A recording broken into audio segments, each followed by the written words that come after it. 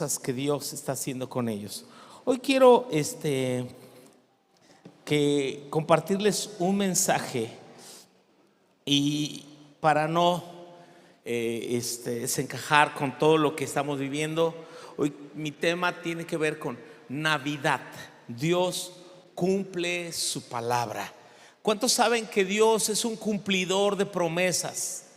Sí, Él cumple su palabra. Él es un cumplidor de promesas. Él lo que dijo, Él lo cumplió al pie de la letra.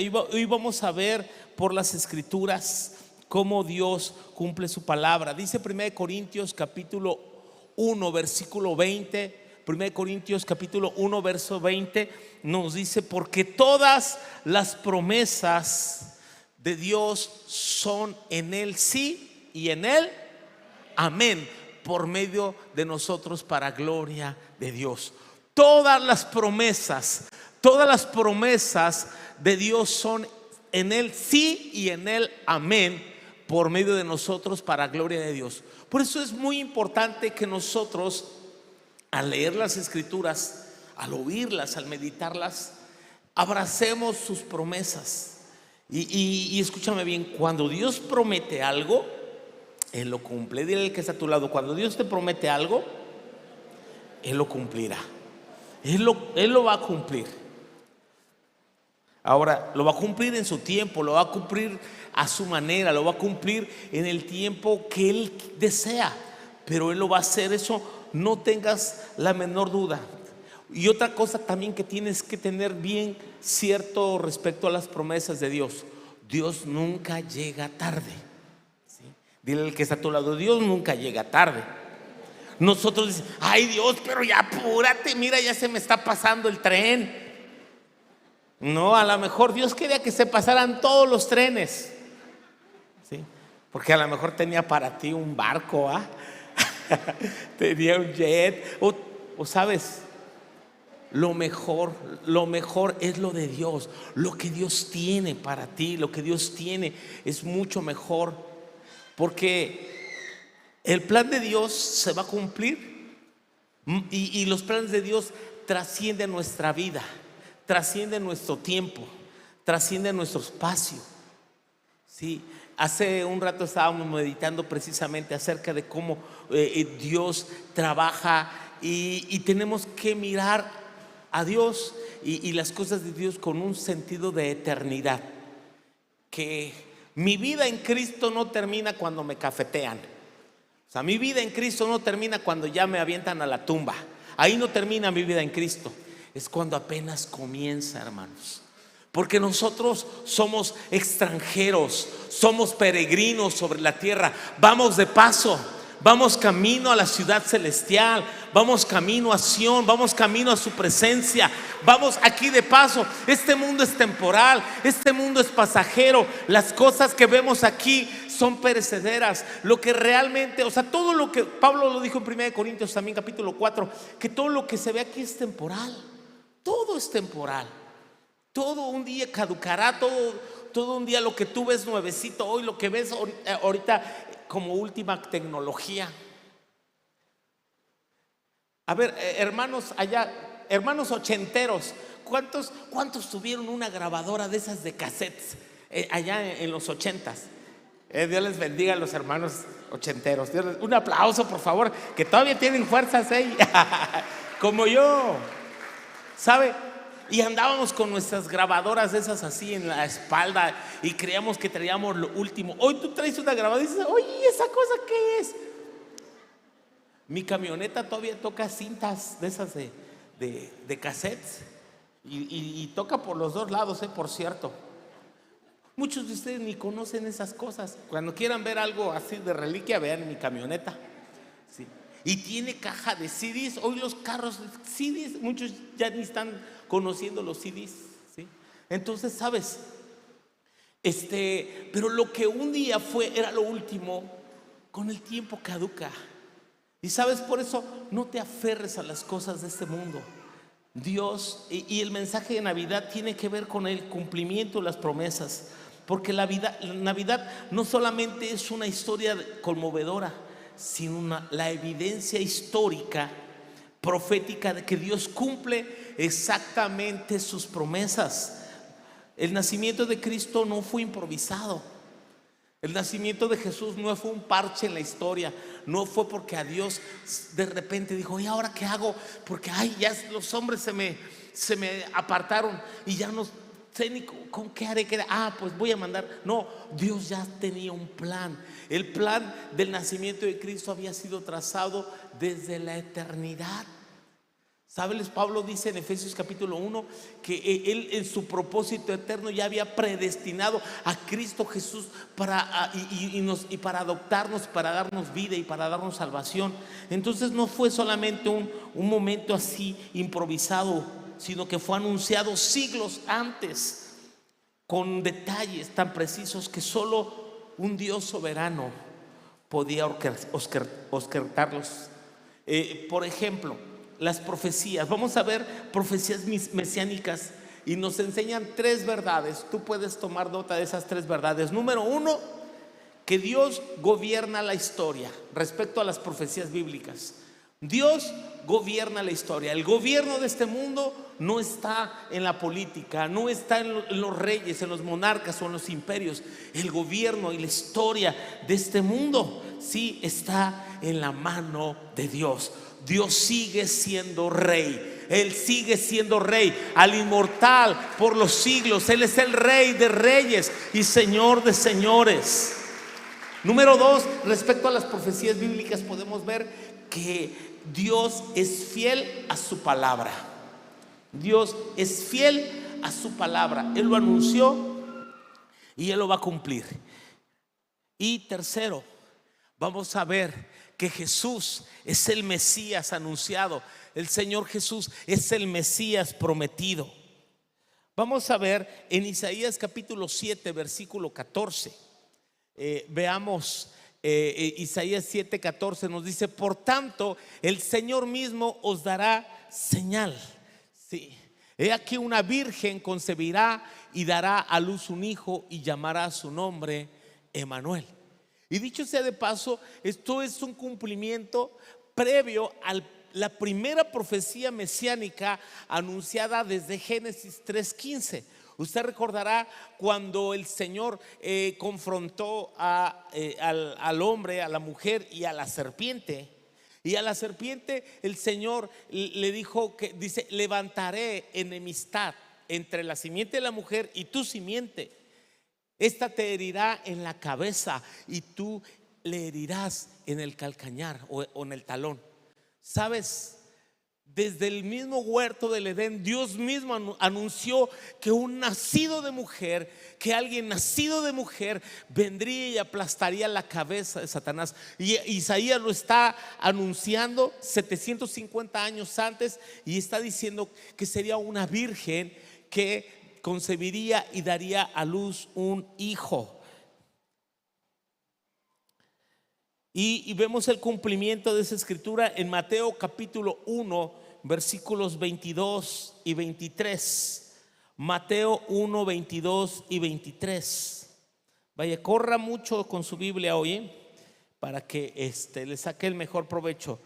Dice: todo esto aconteció para que se cumpliese lo dicho por medio del profeta Isaías, cuando dijo: he aquí una virgen concebirá y dará a luz un hijo y llamará su nombre Emmanuel, que traducido es Dios con nosotros. Dios con nosotros. Dios se hizo hombre. Navidad significa entonces que Dios tuvo que encarnarse en la persona de su Hijo, tomar forma de siervo, hecho semejante a los hombres, y estando en la condición de hombre, se humilló. Y se humilló hasta la muerte, y la muerte más vil, la muerte más terrible. Dios con nosotros, eso significa Emmanuel. Así que esto no fue obra humana, esto fue la intervención divina. Que una virgen conciba sin haber tenido relaciones significa que solamente Dios puede hacerlo. Por eso también Jesús no heredó el pecado. Él no fue concebido por medio de otro hombre caído, Desde Adán todos los hombres pecaron y era necesario que naciera alguien sin mancha, alguien sin pecado. Jesús nació, fue concebido sin pecado, su nacimiento virginal, y además su vida fue intachable. Sí, Dios con nosotros. Sí, por eso el Señor Jesús viene y entra a la historia sin perder su gloria. Emmanuel, Dios con nosotros. Y aquí que esta gran verdad: Jesús es verdadero Dios, Jesús es verdadero hombre. En Él se conjugan estas dos naturalezas. Jesús es verdadero Dios, que es Emmanuel, Dios con nosotros. Él vino del cielo, Él fue concebido por el Espíritu Santo, Él existía desde la eternidad. Él le dijo a los fariseos, antes que Abraham fuese, yo soy. Le dijeron, pero aún no tienes 40 años, ¿si has visto a Abraham? Abraham había existido 2000 años antes del nacimiento de Cristo. Y dice, ¿ya viste a Abraham? Sí, la samaritana le dijo, ¿acaso tú eres mayor que nuestro padre Jacob, que cavó este pozo de donde bebieron él y sus hijos y sus ganados? Jacob vivió 1900 años antes de Cristo, y Jesús es mayor que Abraham, Jesús es mayor que Jacob, Jesús es mayor que todos, porque Jesús es Dios con nosotros. Aleluya, Él es Dios con nosotros. Sí, pero también Él es verdadero hombre, que vino a vivir una vida santa, la vida de Dios, a abrirnos camino al Padre, a dar su vida. Así, donde el primer Adán falló, donde el primer Adán fracasó, Jesús, el segundo Adán, sí nos vino a abrir un camino vivo, nuevo, por medio de su sacrificio. Sí, y nos reconcilió. Por medio de Cristo hemos sido reconciliados con Dios. El pecado de Adán nos enemistó y nos alejó de la gloria de Dios. Romanos 1:23 dice, por cuanto todos pecaron, están destituidos de la gloria de Dios. Pero es a través de Cristo que hemos sido reconciliados. Así que cuando Dios promete algo imposible, no necesita la ayuda humana, solo una fe obediente, como la de María, que dijo, he aquí tu sierva, hágase conmigo conforme a tu palabra. Lo único que necesita es una fe obediente. Fe obediente. Ahora, también otra profecía que se da referente a Cristo Jesús es el lugar de su nacimiento. En Miqueas capítulo 5, el versículo 2, Miqueas capítulo 5, el versículo 2 dice, y tú, Belén, Efrata, pequeña para estar entre las familias de Judá, de ti saldrá, me saldrá el que será Señor en Israel. Dice, y desde el principio y de los días de la eternidad. Y tú, Belén. Belén significa casa de pan. Belén, entendemos, era la ciudad de David. Era la ciudad de David, y toda la maquinaria que Dios tuvo que mover, despertar el orgullo en un soberbio emperador que solamente quiso censar a su imperio. Dijo, pues me gustaría saber cuántos súbditos tengo. Imagínate, él está a miles de kilómetros en Roma, y él dijo, quiero saber cuántos súbditos hay, y tuvo que mandó hacer un censo en todo el imperio. ¿Sí? Judá era un territorio tan pequeño en comparación a todo el imperio. Belén, la más pequeña, ¿sí? ¿Sí? Pequeña para estar entre las familias de Judá. Nazaret se encontraba al norte, en la región de Galilea, unos 114, 120 kilómetros al norte de Belén, y tenía que emprender ese viaje José, María, para que el niño naciera y la escritura se cumpliera. Ahora ellos nos decían, bueno, vamos a irnos a Belén para cumplir la escritura. No, era un mandato del emperador, aparentemente, ¿verdad? Aparentemente el emperador el César, Augusto César, está dando una orden de que vayan a Belén, bueno, que vayan a cada quien a su lugar. Él no sabe de José, él no sabe del Mesías, él no sabe de nada. Él está pensando cuántos súbditos tiene. Pero en el plan de Dios, ¿sí?, es que cada familia vaya a la ciudad del origen de sus padres. Por ejemplo, si tú tuvieras que ser censado al estilo que se mandó en aquel tiempo, tú tendrías que ir al rancho de donde son tus papás, ¿sí? ¿De dónde son tus papás, Chucho? De Morelos. Vete para Morelos, al rato ya se va, ¿sí? Sí. Y otros, a ver, por ejemplo, hermano Cornelio, ¿de dónde son sus papás? ¿De dónde son sus papás? A Caguatache van toda la familia del hermano Cornelio a ser censados. Y así tú vas a Paraje Montero, ¿sí?, a Del Monte, otros van a Cuernavaca, otros van a Ciudad de México, otros van a Chinches Bravas. A donde te haya tocado tu pueblo, allá vas, ¿sí?, a Tangamandapio, ¿sí?, a otros a Acapulco, ¿sí? Y entonces, ¿sabes? Pero todo eso lo hizo el Señor para cumplir la profecía. Movió toda una maquinaria para que una familia aparentemente insignificante, pero del linaje real, y del más grande linaje, tuvieron que venir hasta Belén para cumplir esa profecía. Porque dice: tú, Belén Efrata, la más pequeña, para estar entre las familias de Judá, a ti me saldrá el que será el Señor de Israel, y de sus salidas son desde el principio y desde los días y de la eternidad. Así que cuando aquellos magos de Oriente vinieron a preguntar por el Mesías que había nacido, pues ellos no sabían.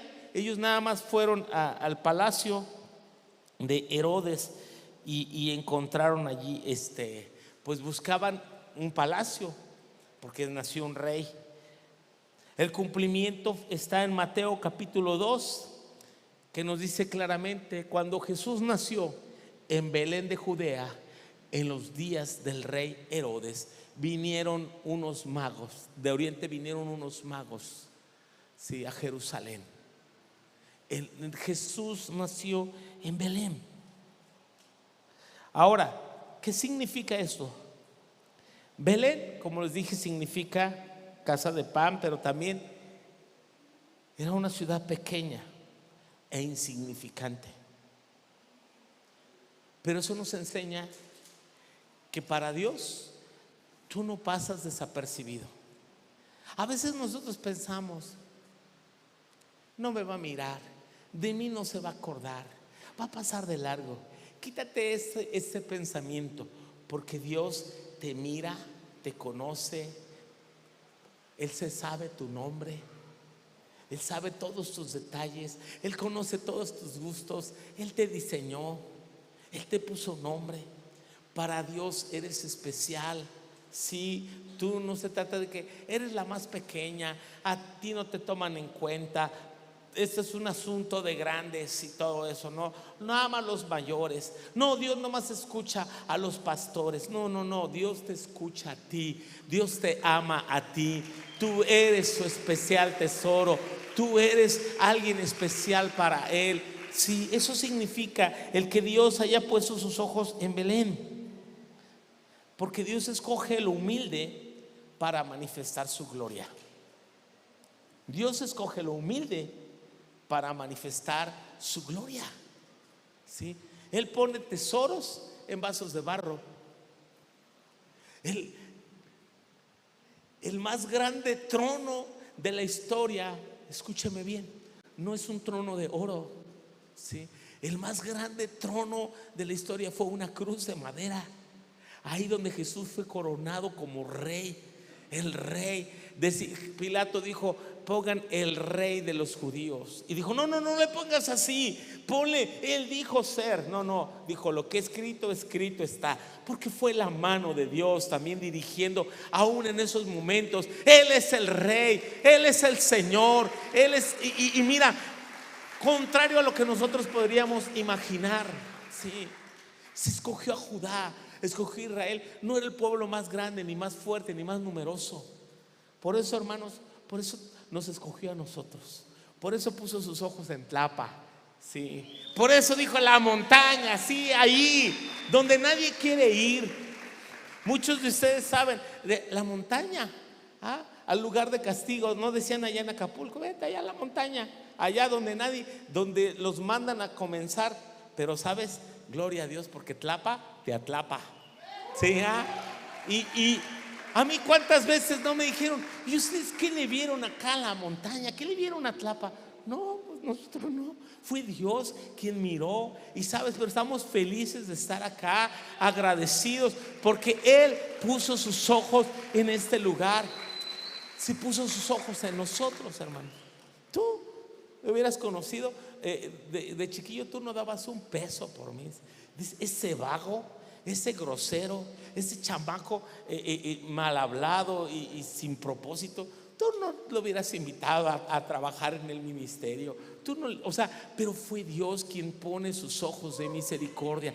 Tú, Belén de Judea, la más pequeña, tú eres aquella que Dios escogió. Escúchame bien, por eso, para que toda la gloria sea para Él, para que todo el honor sea de Él, no nuestro. No fue nuestros méritos, no fue nuestra capacidad, no fue lo guapo que estábamos, aunque en eso sí el Señor sí tendría razón, ¿no? Pero más bien fue por su pura gracia, por su pura misericordia. Sí, dele un fuerte aplauso, dígale gracias, Señor. Sí,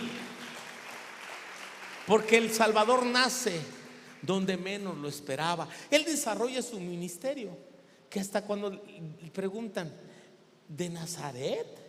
Porque él se fue a vivir a Nazaret, por eso le llamaban Nazareno, ¿no? Pero se va a Nazaret. ¿Y se acuerdan cuando le dicen a Natanael? Hemos hallado al Cristo.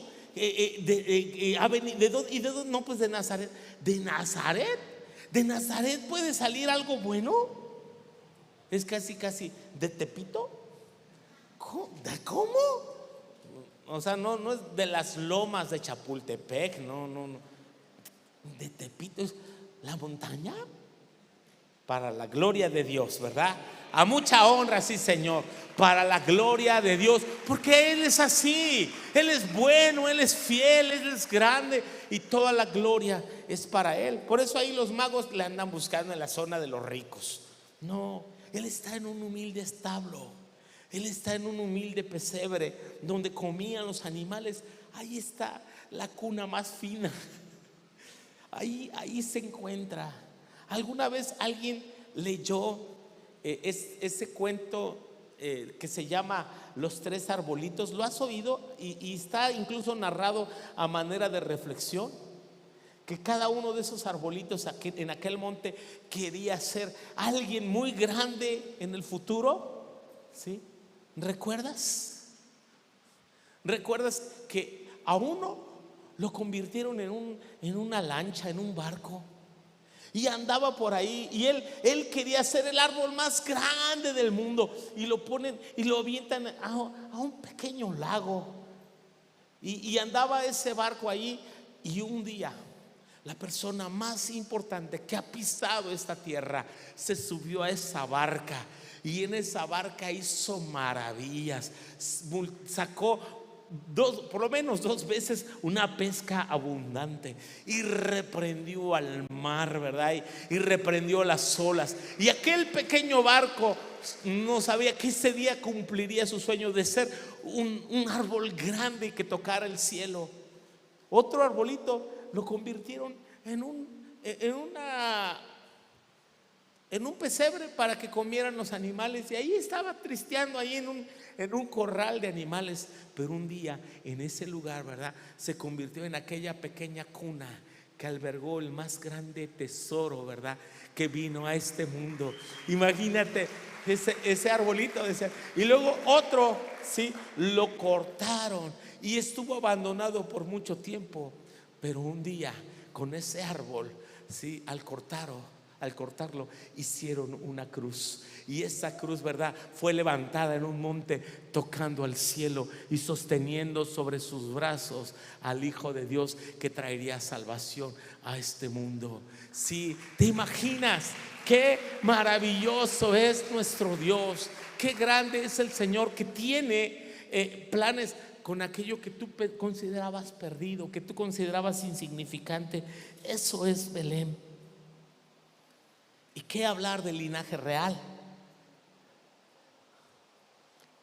Nos dice el linaje real del Mesías, el Salmo 132:11. Salmo 132:11 dice: en verdad juró Jehová a David y no se retractará de ello. De tu descendencia pondré tu trono. Dice: pondré sobre su trono. De tu descendencia pondré sobre su trono. Y hay promesas que el trono de David permanecería para siempre. El reino se acabó, primero se dividió y luego el reino se acabó. Por ahí en la época de los macabeos intentó levantarse nuevamente, en la época de Juan Hircano, pero no prosperó y fueron subyugados otra vez. Y siempre el anhelo de ellos era: ¿restaurarás el reino de Israel en este tiempo? Era la pregunta de los discípulos, que un día el Mesías vendría a reinar.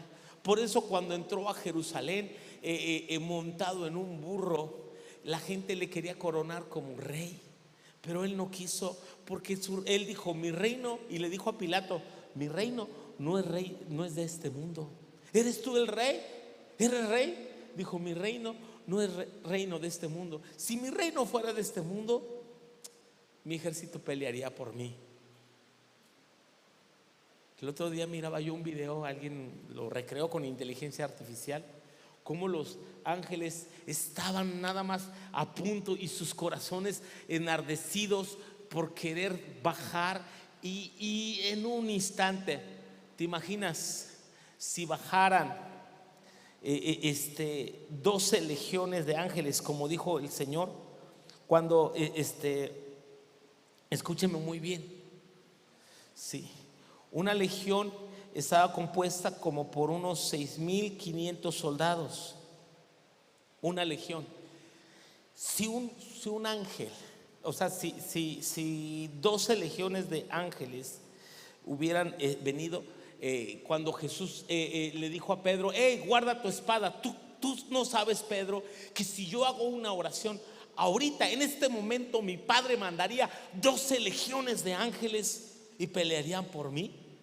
O sea, ¿para qué quiero tu machetito, Pedro? Si yo puedo orar y mi Padre enviar 12 legiones de ángeles. Y si una legión estaría compuesta por 6,500 o 6,450 soldados, serían alrededor de 78,000 ángeles que bajarían a la tierra en ese instante. Hermanos, eso hubiera sido peor que 100 bombas atómicas de Hiroshima y Nagasaki. O sea, nos hubieran hecho polvo el planeta. Y dijo Jesús: cálmate, Pedro, yo tengo poder para hacerlo. ¿Tú crees que no? Te digo por qué. Porque un solo ángel, en la época de Ezequías y del profeta Isaías, habían venido los asirios para querer avergonzar, intimidar a Ezequías, y mandan a un mensajero llamado el Rabsaces, y le está diciendo que no te engañe Isaías, no te engañes, ríndete, Ezequías, porque tú no vas a poder contra nuestro ejército. Y le da la espantada de su vida a Ezequías. Pero Ezequías oró al Señor y dijo: tú no tengas temor, porque Dios va a cumplir su promesa. Y sabes, en esa noche Dios mandó un ángel, no 78,000, uno, no una legión, un ángel. Y un ángel mató del ejército de Asiria a 168,000 soldados, nada más en una noche. Un ángel. Ahora imagínate con un ejército de 78,000, desatando toda su ira, toda su furia sobre esta frágil humanidad. ¿Tú crees que podríamos contra el ejército de Dios? ¿Sabes? Ese es el linaje real de Jesús. Sí. sobre su trono. Él es el rey. Pero Él dijo: mi reino no es de este mundo. ¿Sabes? Por eso el libro de la genealogía de Jesús, Mateo capítulo 1, comienza así: el libro de la genealogía de David, de Jesucristo, hijo de David, hijo de Abraham. Y así se va. Y toda la genealogía de Mateo nos habla acerca del linaje real. Y todos los descendientes allí son reyes. Son reyes de los cuales vino el Mesías. Él es del linaje real. Sí. Por eso, la realidad es que Jesús no solo quiere nacer en un pesebre, Él quiere nacer en cada corazón. Él quiere ser rey. Él quiere reinar sobre tu vida. Él quiere reinar sobre corazones. Y cuando una persona se rinde a Jesús, ¿sí?, es cuando el reino de Dios ha venido a su vida. Y todo cambia. Todo cambia cuando el rey ha nacido. A donde quiera que Jesús llegó, sus vidas fueron cambiadas. Todos los que tuvieron encuentros con Cristo genuinos, sus vidas fueron transformadas y nunca más volvieron a ser los mismos. Yo imagino aquel publicano Mateo que de inmediato deja el banco de los tributos y sigue a Jesús. O ese impetuoso Pedro, ¿verdad?, que deja las redes y le sigue. O Juan, o Jacobo, o Andrés, sí. O aquel que era el cananista. ¿Sabe quién eran los cananistas o celotes? Eran una especie de revolucionarios. Eran gente que quería derrocar, que creían en el Mesías, pero que creían que el Mesías vendría en forma de un guerrillero para levantarse. Y ellos esperaban, es más, hasta entrenaban. Eran tremendos guerreros y entrenaban para derrocar a los romanos. Y solamente estaban esperando la aparición del Mesías. Pero Jesús cambió sus propósitos. Como en un instante Saulo, respirando amenazas de muerte contra los discípulos, en un instante cuando se encuentra con Jesús y ve aquel resplandor y esa voz que le dice: Saulo, Saulo, ¿por qué me persigues? Dura cosa te es dar cosas contra el aguijón. Dice que Pablo cayó de rodillas y le dijo, temblando y temeroso, dijo: Señor, ¿qué quieres que yo haga? Entra a la ciudad de Damasco, le dijo el Señor, y se te dirá lo que debes hacer. En un instante Dios puede cambiar vidas, corazones. Aquellos que tuvieron un encuentro con el Cristo de la gloria, con el Jesús de la gloria. Cuando tú te encontraste con Cristo, recuerda por un momento el día que tú te encontraste con Cristo. ¿Cuántos recuerdan ese día? Ese día que Jesús vino a sus vidas, que Jesús, otros no lo recuerdan. A lo mejor necesitas encontrarte esta Navidad, que sea para ti tu Rey, para que sea para ti tu Señor, que transforme tu vida, tu casa, tu entorno y tu historia. Si viene el Señor y te arruina tu vida para darte su vida, para poner su vida en ti, para poner vida y una verdadera vida. Por eso Él dijo: yo he venido para que tengan vida y para que la tengan en abundancia. Aleluya, aleluya. Por eso sí, damos gracias a Dios, porque las profecías enseñan esto. En cuarto lugar, ¿qué de la estrella? Dice Números 24:17. Números 24:17. Saldrá estrella de Jacob. Sí. Dice: de sus manos destilarán aguas y su descendencia será en muchas aguas. Enaltecerá. Sí, dice, es Números 24:17. Ahí dice 7. Sería 17. Lo veré, mas no ahora. Lo miraré, mas no de cerca. Saldrá estrella de Jacob y se levantará el cetro de Israel y herirá las sienes de Moab y destruirá a todos los hijos de Set. ¿Sí? Y habla ahí, ¿sí? Saldrá estrella de Jacob. El cumplimiento, los magos llegan, dice en Mateo capítulo 2 versículo 2, dice diciendo: ¿dónde está el rey de los judíos que ha nacido? porque su estrella hemos visto en el oriente y venimos a adorarle. Y venimos a adorarle. ¿Sabes? El más grande propósito de nuestra vida es cuando descubrimos para qué nacimos. ¿Y sabes para qué nacimos? Como dicen los magos, para adorarle. Nacimos para adorar a Dios. Fuimos creados para adorarle. Fuimos creados para traer placer a su corazón. Y me gusta, me impresiona mucho este asunto de los magos. ¿Me ayudas, Chente? ¿Sabes por qué? Porque el término mago en la Biblia no se aplica a los magos que tú y yo conocemos, que hacen trucos de magia y sacan conejos del sombrero y palomas, ¿no? ¿Sabes? Mago en la Biblia significa brujo, hechicero. Eran brujos, eran paganos. ¿En serio? Sí. ¿Y por qué vieron eso? Porque Dios tiene el deseo de revelarse a toda la humanidad. Porque Dios tiene el deseo de mostrar su gloria y su amor y sacar a la gente de su error. Por eso ellos eran astrólogos, observadores de los astros. Creían en los horóscopos, sí, desde la antigua Babilonia. Creían. Dios, pero es permitido, no. Dios le prohibió a su pueblo consultar las estrellas, consultar los astros. Sí. Tu destino no lo rigen los astros, no las estrellas. No ande viendo ahí a Walter el mercado. Creo que ya hasta se murió ese. No ande ahí viendo la revista a ver cuál es mi horóscopo. ¿Y tú qué signo eres? Unos dicen, no, pues yo soy Libra. No, yo soy libre para la gloria de Dios. Amén. Que yo soy libre para la gloria de Dios. Porque andan viendo ahí si somos compatibles, ¿no? Ay, no, que los de Piscis con los de Capricornio y que no sé qué. Su abuela. ¿Sabe? La Biblia dice que nuestras vidas están en las manos de Dios y no te ha permitido a ti el Señor tales cosas. Y algunos dicen, pero entonces los astros dicen algo. Sí, dicen que Jesús nació. Eso Dios quiso mostrarle a esos hombres que el rey había nacido y tenían que venir a adorarle.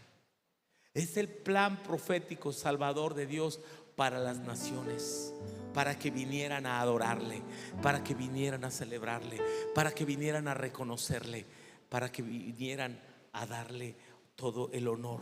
Sí, por eso Dios habló a los gentiles. El cielo anunció, sin embargo la tierra lo ignoró. Los que se supone que conocían las profecías, tanto de la estrella como de Belén, ni en cuenta. Hasta que el rey Herodes le preguntó a la gente, ¿dónde dicen las profecías que ha de nacer el Cristo? Y ya le dicen, no, pues en Belén de Judea. Entonces dice, no, pues mira, la profecía dice que es en Belén. Vayan. Belén se encontraba a 2 kilómetros de Jerusalén. Dijo, vayan, adoren al niño, cuando lo encuentren vienen y me avisan. Pero como ellos fueron advertidos por revelación del Señor que no volvieran a Herodes, sino se fueron por otro camino, cuando Herodes se vio burlado, fue que mandó matar a todos los niños de Belén. Aunque el cielo anunció, la tierra ignoró. Pero sabes, y esto te va a dar mucho gusto, porque uno de los títulos que se le da al Señor es luz a las naciones. Jesús es luz a las naciones. Él es la luz que vino a este mundo. Él dijo, yo soy la luz de este mundo. Yo soy la luz para las naciones, para salvación a los gentiles. La estrella anunciaba que el más grande resplandor había nacido. No puedo olvidar ese relato que leí hace muchos años en un libro de Rebecca Brown, donde ella está teniendo una fuerte lucha con con espirituales, de tal manera que ella ha estado tan cansada en una habitación después de muchos días de lucha, de ayuno, de guerra espiritual, y un ángel se aparece en su habitación, y ella por un momento dijo: no sé si es un ángel de Dios, y le preguntó: ¿quién eres y a quién sirves? Y el ángel le respondió: soy siervo del Señor de los cielos, sirvo al Señor de las huestes, a Jesús de Nazaret, que nació de una virgen, que fue crucificado y resucitó al tercer día y está sentado a la diestra de Dios. Cuando el ángel respondió todo esta credencial, dijo: entonces sí es de los míos, es de los nuestros. Y le dijo: el Padre me ha enviado a fortalecerte. Recuerda que cuando Jesús estaba allí, dice que venían ángeles y le servían y le fortalecían. Y sabe, dice que el ángel vino a fortalecerle y le dijo: dice el Padre que puedes preguntar cuanto quieras. Y ella dijo: ¿qué le pregunto? ¿Qué le pregunto? Y su pregunta fue: dime, ¿cómo es Jesús?